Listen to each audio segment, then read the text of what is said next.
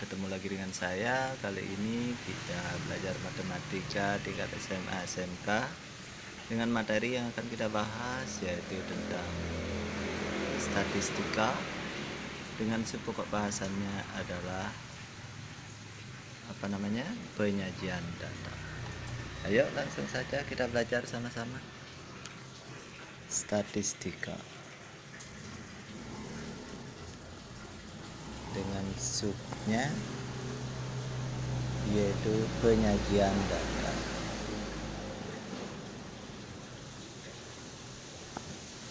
Penyajian data.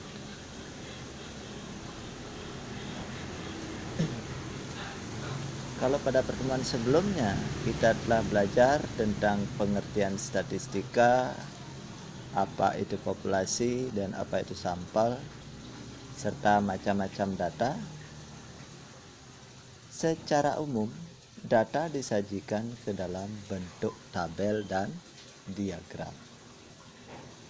Secara umum, data disajikan dalam bentuk tabel dan diagram. Jenis-jenis tabel. Pertama, jenis-jenis tabel.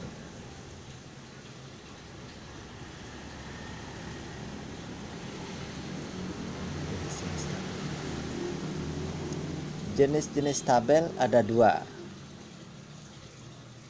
Yang A, tabel distribusi frekuensi bilangan. Tabel distribusi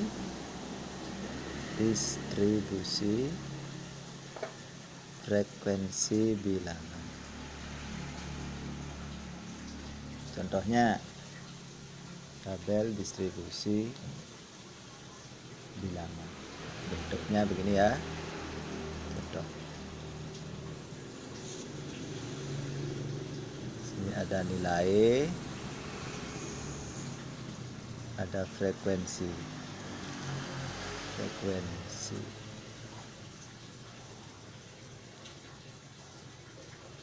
Nah, itu deh. Di sini ada rentangan nilai 30, 39, 40 itu misalnya ya. 49, 50, 59, 60, 69, 70, 79, 80 sampai 89 misalnya begitu.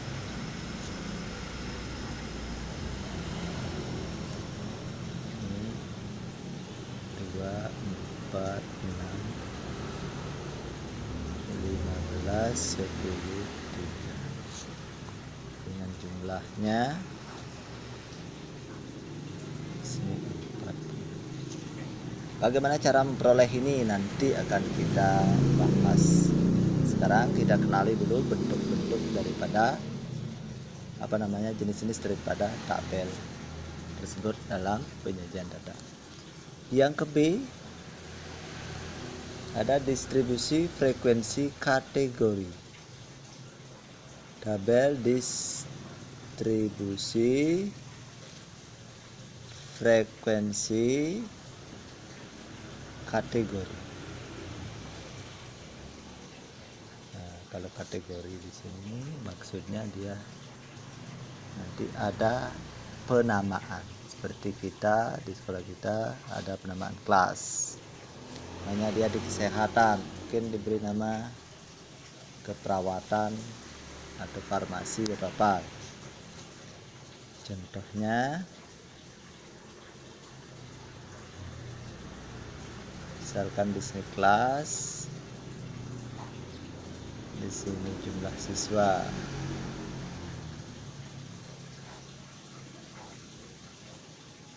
Itu ya.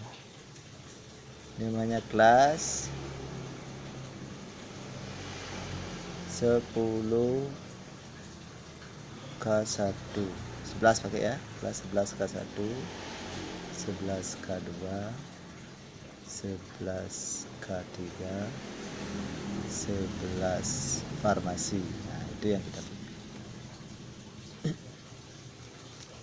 Ini kita ambil dari data di SMK Kesehatan. Nah, kelas 11 farmasi ada berapa banyaknya? Umpamanya di sini ada kelas 11 K1 hanya ada 30, K2 30, K3 32, farmasi 26. Nah, itulah anggap seperti itu misalnya ya. Nah, itu jenis-jenis daripada tabel, seperti tabel distribusi frekuensi dan tabel distribusi kategori. Nah, sekarang bagaimana cara membuat tabel distribusi frekuensi tersebut? Sekarang di bawahnya cara membuat tabel distribusi frekuensi tersebut. Yang pertama, bagiannya ini maksudnya ya. Yang pertama, menentukan daerah jangkauan. Menentukan jangkauan.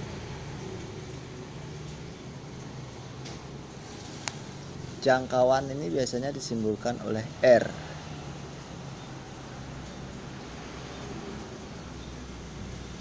Menentukan daerah jangkauan.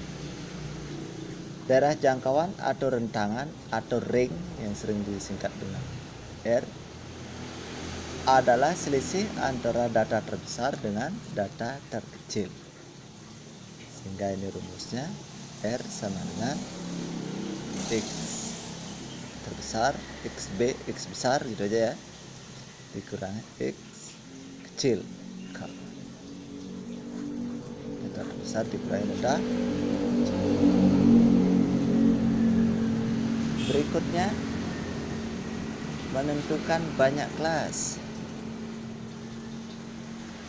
Menentukan banyak kelas. Ini banyak kelas, kita simbolkan K saja. Nah, ini biasanya dalam menentukan banyak kelas, dalam tabel distribusi frekuensi ini menggunakan rumus Stargis.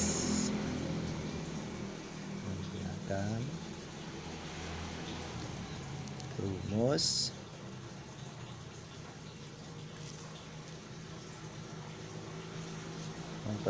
rumus Stargis, yaitu K sama dengan 1 ditambah 3,3 log N. Sorry, ini Bapak belum isi keterangan ya. Keterangannya R ini. R sama dengan ring atau jangkauan atau rentangan. Terus XB data terbesar, XK data terkecil.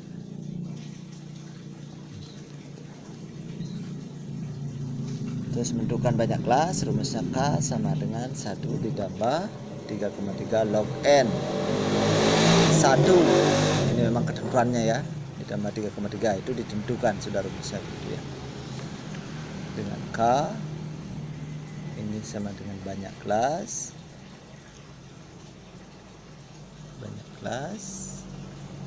N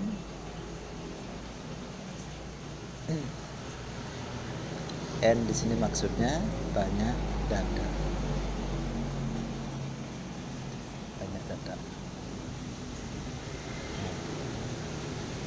Sekarang berikutnya, langkah berikutnya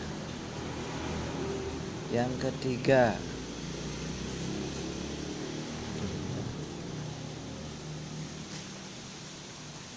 Langkah yang ketiga yaitu menentukan panjang interval kelas. Menentukan panjang interval kelas. Itu rumusnya C sama dengan R per K, dengan C sama dengan panjang interval kelas, R jangkauan, ring jangkauan atau rentangan, silakan tambahkan sendiri ya, terus K jumlah kelas. Itu dia, K jumlah kelas. Yang berikutnya, yang keempat, menentukan data dalam data-data dalam interval kelas.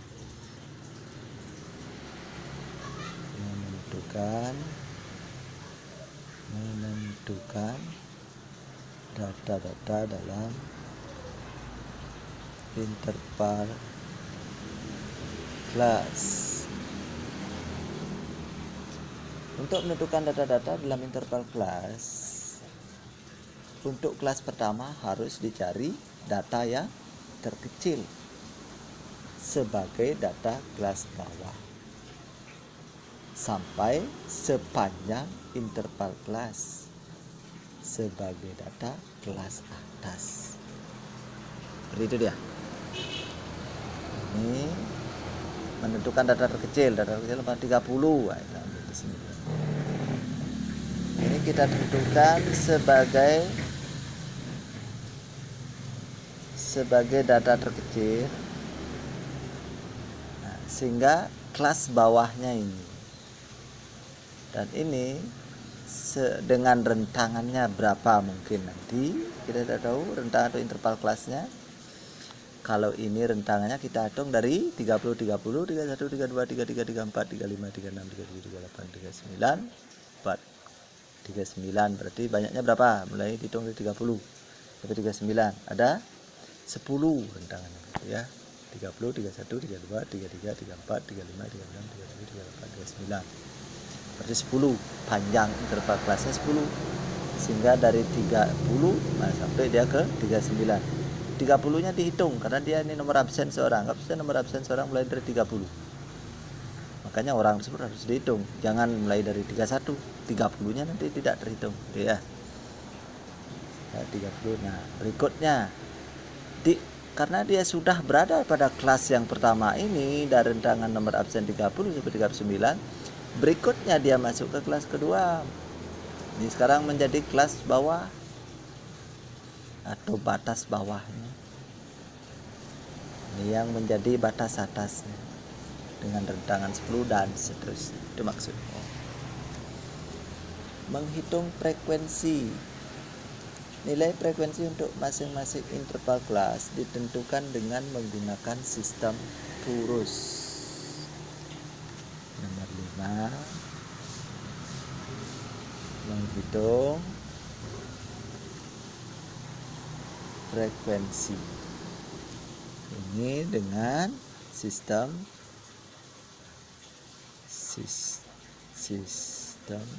Purus.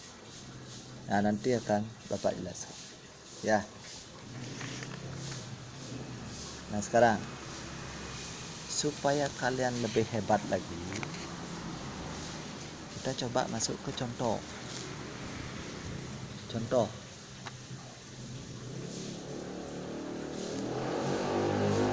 Buatlah tabel distribusi frekuensi dari data pengukuran tinggi badan dalam sentimeter kurung tutup 40 siswa yang datanya sebagai berikut.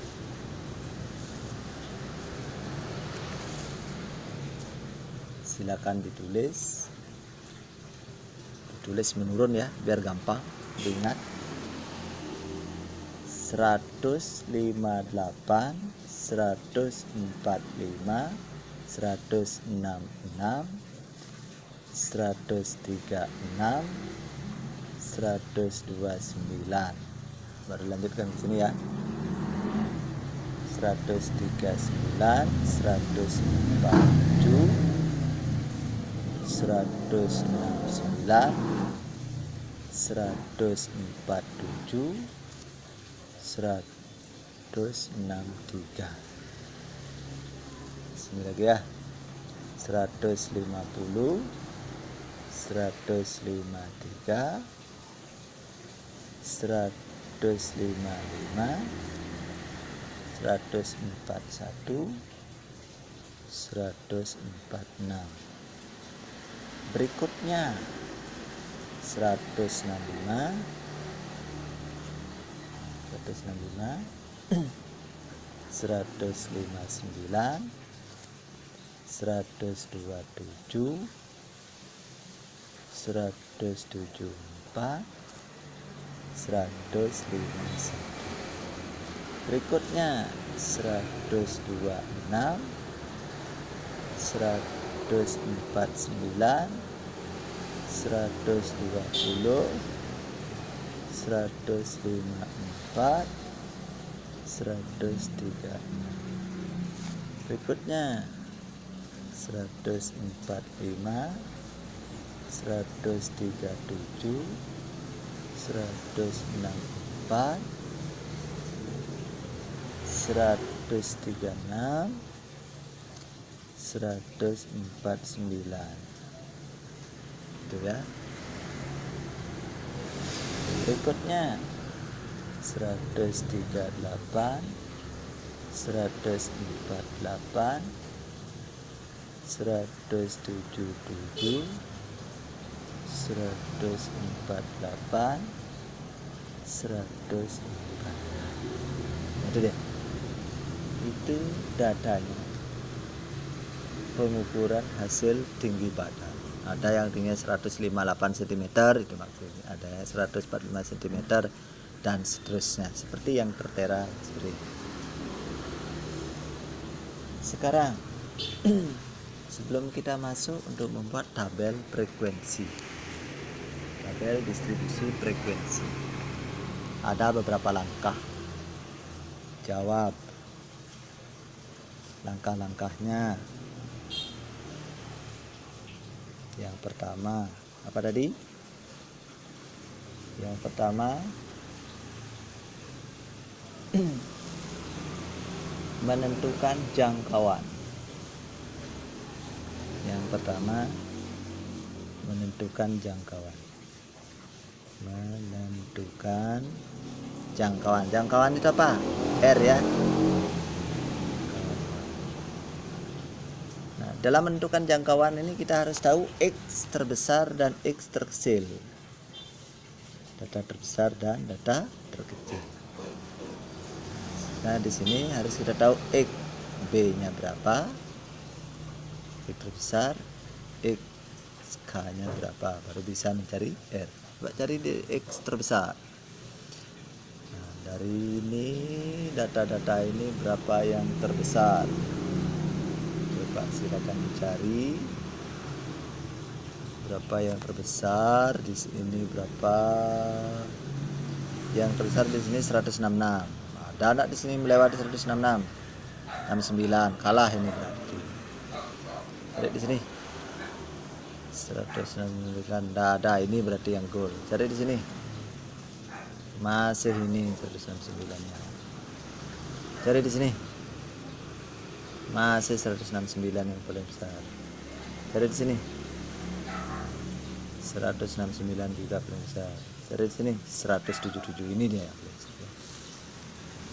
XB nya data terbesar itu berapa? 177. Data terkecil berapa? Paling kecil di sini angkanya berapa? 129. Kita simpan dulu. Di sini 139 paling kecil, berarti ini dia yang menang karena dari kecil. Ini juga yang menang. Nah, ini dia, ini menang 127 ya. Kalah ini yang kecilan. Cari di sini ya 120. Ada enggak yang lebih kecil dari 120? Enggak ada. Jadi XK-nya 120. Sehingga R-nya sama dengan XB dikurang XK. K sama dengan 177 kurang 120 berapa? 57. Itu dia. 57. Sudahkah? Sekarang langkah yang kedua. Nah, ini statistik gampang ya. Cuma angkanya saja yang besar-besar. Langkah kedua, menentukan banyaknya kelas. Banyak kelas. Ini disimpulkan dengan K. K apa rumusnya? K sama dengan 1 ditambah 3,3 log N. K sama dengan 1 ditambah 3,3 log N. N-nya berapa banyaknya data dihitung ini semua. Seperti tadi sudah dijelaskan kan 40 siswa berarti 40 ini banyaknya. Bapak lupa tadi ya. Di sini ada keterangannya dengan log 40 itu sama dengan 1,6 ya. Ini akan kita gunakan untuk mulai. Biasanya dalam soal nanti ditentukan ya, kalau tidak ditentukan kita cari dalam bentuk daftar tabel, sehingga di sini menjadi 1 ditambah 3,3 log 40 sama dengan, silakan dikalikan sendiri, 1 ditambah 3,3 kali berapa? 1,6 sama dengan 1 ditambah 5,2 6,28. Ingat 6,28 ini berbicara orang. Orang tidak boleh dibulatkan ke bawah. Kalau orang dibulatkan ke bawah terpotong orangnya. Harus dibulatkan ke atas. Kalau orang sekecil apapun dia komanya harus dibulatkan ke atas. Sehingga ini menjadi 7. Ingat dalam statistika kita berbicara benda, orang, jangan dikurangi. Artinya dalam satu kelas itu ditentukan ada 7 orang. Ada 7 apa namanya? Banyaknya kelas ada 7. Ada 7 orang. Nggak boleh lebih dari itu. Itu maksudnya.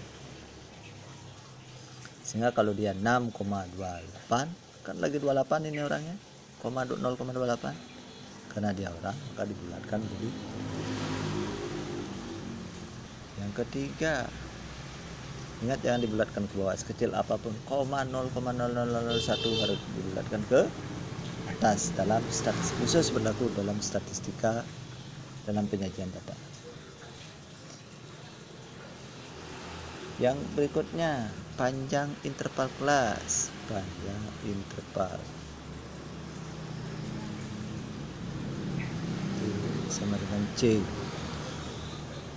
C sama dengan R per K. Berapa R-nya tadi? R-nya ini dapat 57, K-nya dapat 7.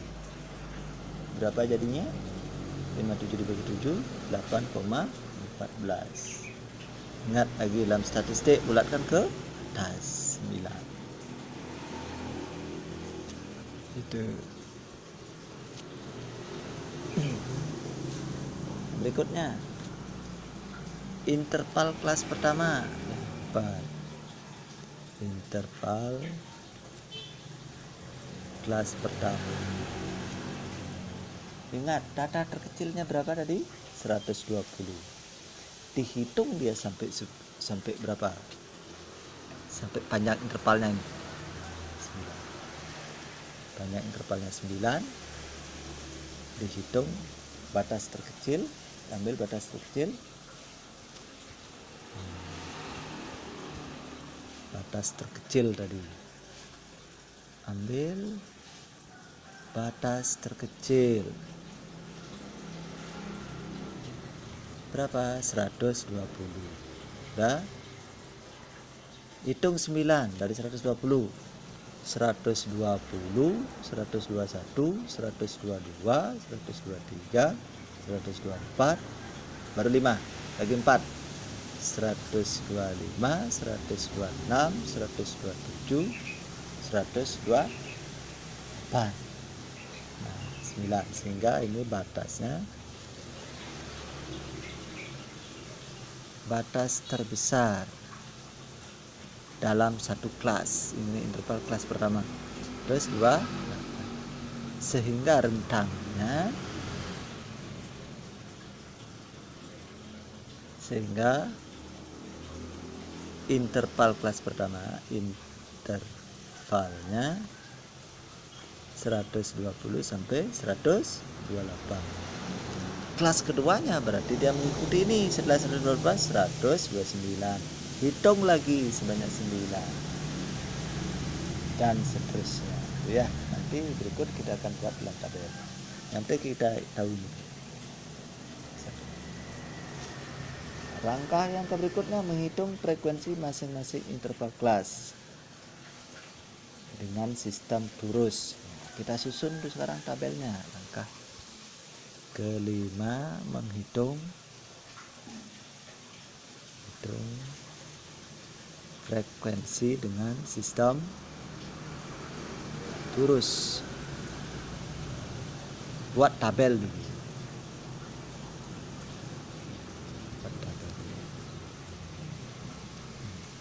Kita buat tabelnya sekarang.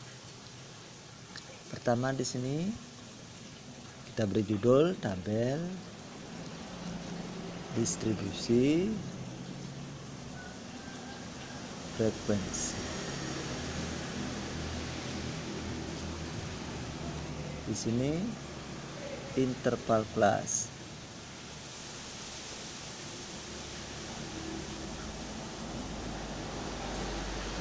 Nanti banyaknya kelas harus ada berapa?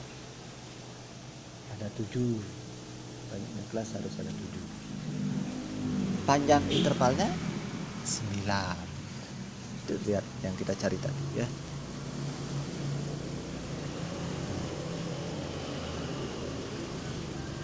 Yang ini terus. Di sini frekuensi.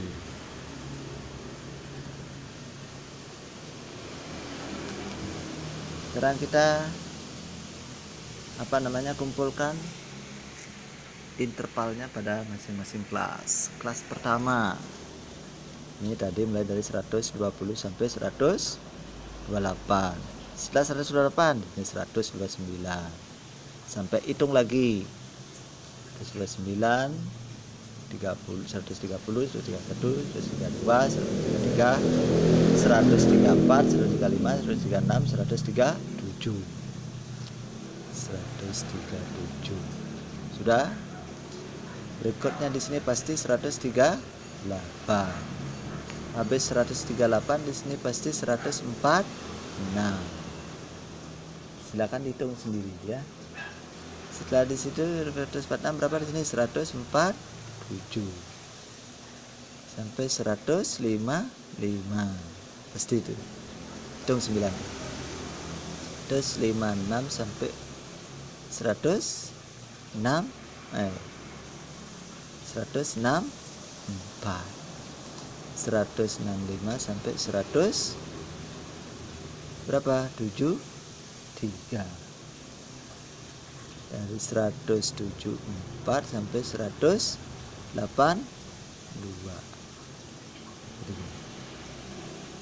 Dan di sini dibuat begini. Kalian pakai penggaris ya, biar rapi.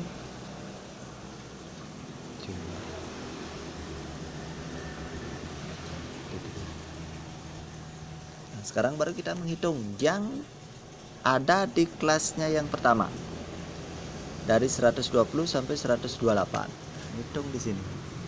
155 ada enggak di rentangan dari 120 128? Nah. Ini nah. Ingat 20 sampai 28. Enggak ada di sini semua ya. Ini juga enggak ada. 50 enggak ada. Nah, 28 ini dia.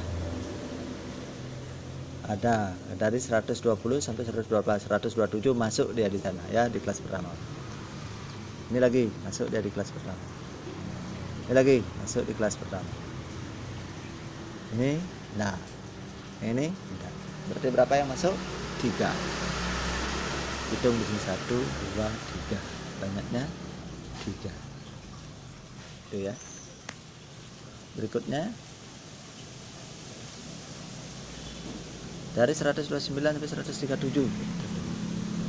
100 kalau kalian pakai pulpen warna-warni ya, biar nggak bingung. Ini pakai hitam, nanti yang kelas keduanya pakai apa? Kuning, merah, kelas keempat dan seterusnya, dan gitu ya. Biar kalian nyoret itu nggak mengkaburan. Sekarang dari 129 sampai 137. Terus 29 ini masuk ya. Gunakan itu untuk membedakan. 137 di mana ya. Terus 29 37 ini masuk juga 36. 129 37, nah ini enggak masuk. Enggak masuk. 165 enggak masuk. 36 masuk. 36 ini masuk, 37 ini masuk. Ini enggak ada. 100 sampai dari 100 berapa tadi? 29 sampai 137. Cuma ada 1 2 3 4 5. Caranya begitu ya. 1 2 3 4 5. Tulis di sini 5. Dan seterusnya silakan kalian cari sampai di sini kalian menemukan, karena ini banyaknya 40. Di sini harus setelah kalian jumlahkan nanti frekuensinya. Ini ada 40. Silakan teruskan. Ini berapa?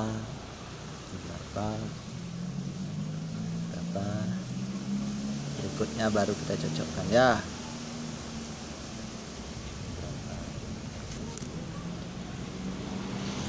Nah, saya kira itu yang bisa Bapak berikan untuk pertemuan hari ini. Jangan lupa sebelumnya like dan subscribe untuk karya-karya berikutnya. Sampai jumpa, sampai ketemu di lain kesempatan. Bye bye.